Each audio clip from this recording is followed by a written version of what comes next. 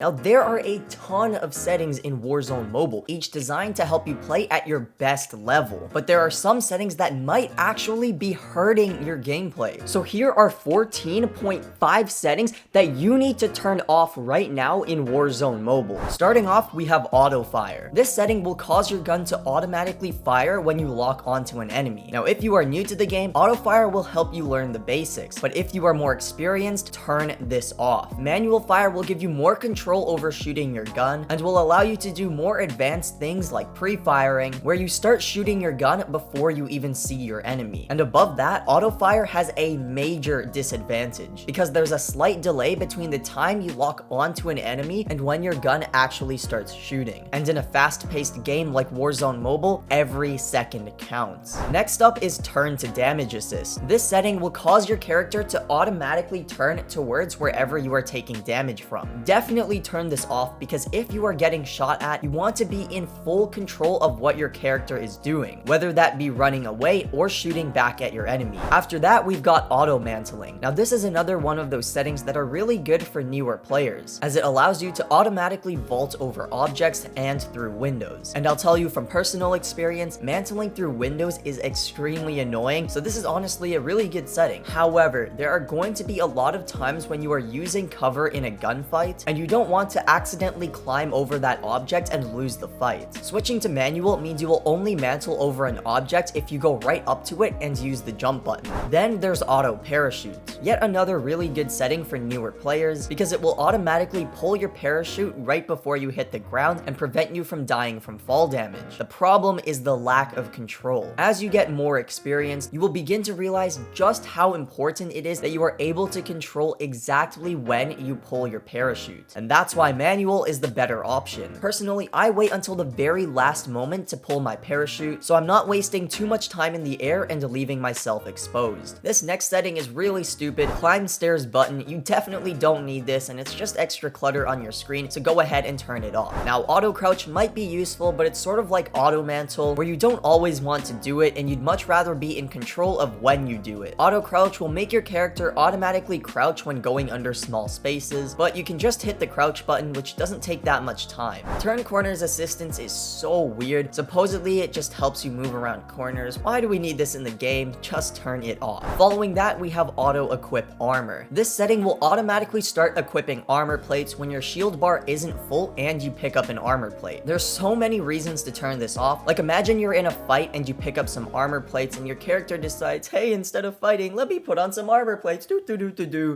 Definitely turn this off and use your plates manually. Now this next setting is actually a 3-in-1, allowing rotation for your ADS, fire button, and throwback button. Now for people who play with 2 or 3 fingers, this is actually a really good setting because it allows you to press any of these buttons while aiming at the same time. But if you play with 4 or more fingers, there's a good chance you have a finger dedicated to rotation and aiming, and you want to rotate and aim using only that finger. Having these settings on means that every time you use a second finger to tap the ADS button or hold down the fire button, that second finger is now also aiming for you. So it's like you now have 2 aiming fingers, and this is very bad for your aim. Turning these settings off means that you will only be able to aim using your dedicated aiming finger. This next setting has to do with your HUD, and it's snap ADS fire button to finger. This will move the ADS fire button directly to where your shooting finger is. For now, turn this setting off because for some reason it doesn't seem to be working, and you actually have to double tap the screen. One tap to snap the fire button to your finger and another to actually start firing. After that, we have force reload. This means you can't stop reloading once you start. You need to turn this off so you can cancel your reload and swap to your other weapon in case there's an enemy. Similarly, we have force equip armor. This setting is exactly like force reload. Turn it off so you can stop equipping armor plates and swap weapons if an enemy rushes you. Now this next setting is a 2-in-1 invert camera horizontal and invert camera vertical. Now unless you have something wrong up here,